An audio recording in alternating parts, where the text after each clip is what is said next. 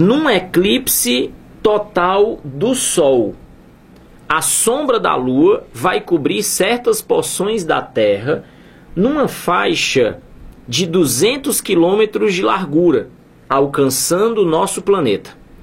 No espaço de 4 a 5 horas, percorre essa sombra cerca de 120 graus de longitude e abandona a Terra pelo lado leste. Abandona a Terra pelo lado leste.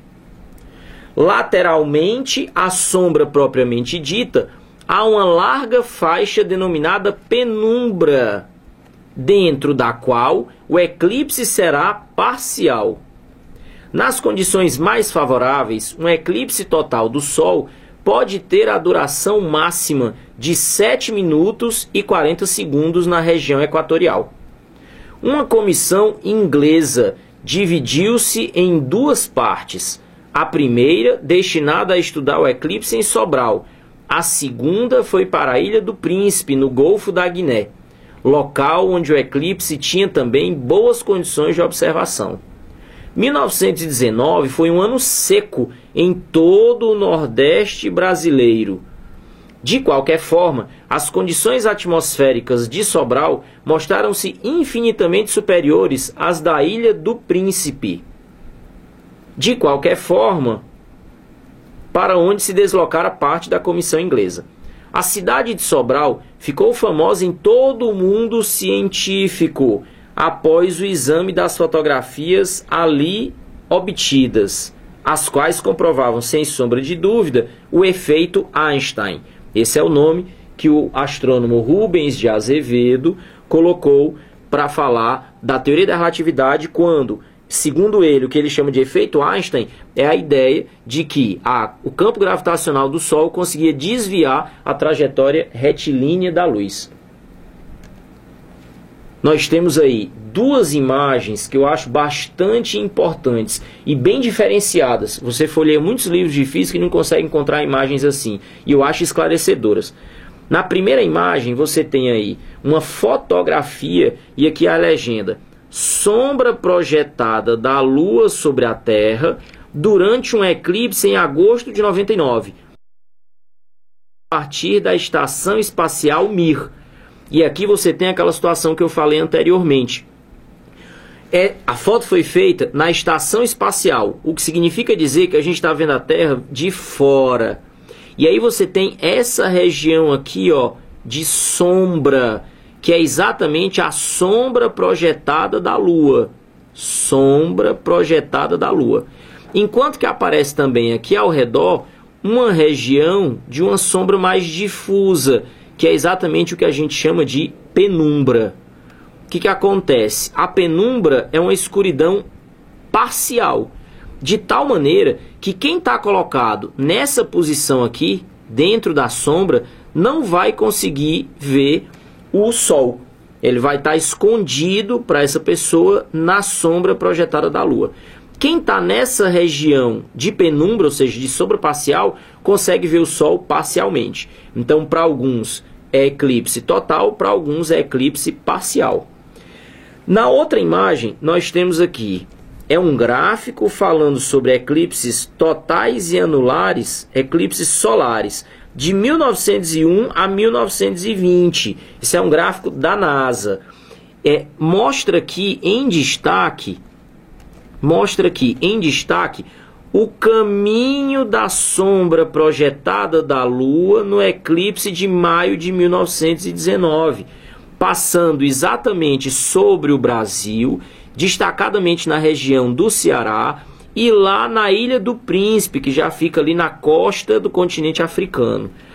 As outras linhas, essas outras faixas, você pode identificar pelas datas: outubro de 1912, dezembro de 1908, dezembro de 1918, fevereiro de 1916, são os registros dos caminhos percorridos por essa sombra projetada em todos os eclipses solares.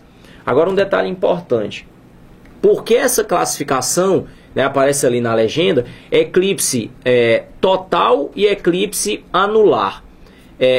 dependendo da época do ano em que o eclipse solar aconteça, você pode ter a Lua mais próxima da Terra ou mais afastada da Terra, de tal maneira que é possível que a Lua cubra completamente o disco do Sol ou não.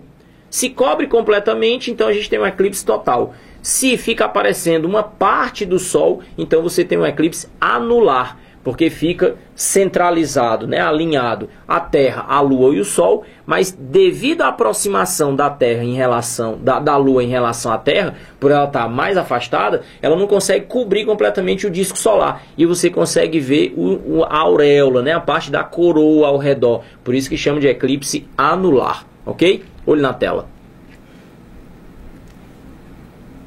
Na sequência do texto, interpretando o texto e as figuras, é possível deduzir que no importante evento de 1919, e aí dá uma olhada nas alternativas para a gente ver o que é que a questão quer. Sobral ficou na sombra da Lua, enquanto a ilha ficou na penumbra. Ora, se o eclipse era total nas duas localidades, então a ilha não ficou na penumbra, a ilha ficou na sombra, assim como ficou Sobral. Esse item A está descartado. Sobral ficou na penumbra. Se assim tivesse sido, aqui o eclipse teria sido parcial, o que não aconteceu. Isso elimina também a alternativa E. Então, Sobral ficou na sombra da Lua e a ilha também. Os dois nós tivemos eclipse total. Mas o eclipse foi visto antes na ilha por ela estar mais a leste. Ou então, o eclipse foi visto depois na ilha por ela estar mais a leste. Observe o seguinte, nós temos aqui uma ilustração, só para falar de uma maneira mais simples, a história da sombra e da penumbra. Todo mundo já teve um dia à noite em casa quando faltou energia. E aí acende a vela e inevitavelmente, enquanto espera a energia voltar, rola a brincadeira de fazer sombra projetada na parede, as sombras feitas com a mão. E aí você faz bichinhos, enfim, faz objetos inanimados, etc. O que acontece? Dá para ver nitidamente nessa imagem aqui uma região onde a sombra é bem definida, enquanto que existe uma porção ao redor onde você tem uma sombra mais fraquinha, um degradê, um acinzentado.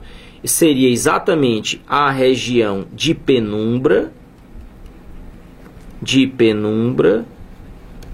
e a região da sombra, a região mais escura.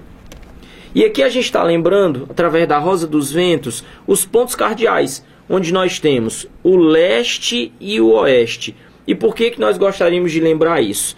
No texto, é importante sempre ficar atento ao texto, aparece escrito bem aqui, ó, num eclipse total do Sol, a sombra da Lua vai cobrir certas porções da Terra. Percorre essa sombra cerca de 120 graus de longitude e abandona a Terra pelo lado leste. Ora, se a sombra representa a visualização do eclipse e a sombra vai deixar a Terra pelo lado leste, significa dizer que a sombra faz essa trajetória.